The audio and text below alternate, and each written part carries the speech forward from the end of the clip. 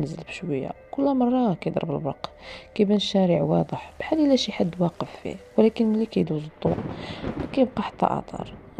الريح كانت كتصفر بين الزناقي، وصوتها كان بحال شي واحد كينادي من بعيد. في ديك اللحظة حسيت براسي خاصني نعاود ليهم واحد القصة اللي حتى أنا كنت كنحاول ننساها.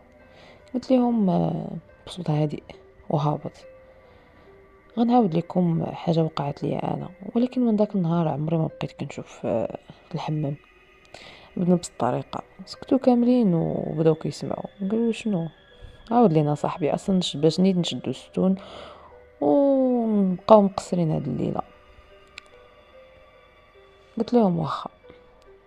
ملي تزادت اختي الصغيرة ماما تعبت وعيات بزاف من بعد الولادة، ولكن داك التعب ما كانش عادي، كنت كتبان خايفة بلا سبب.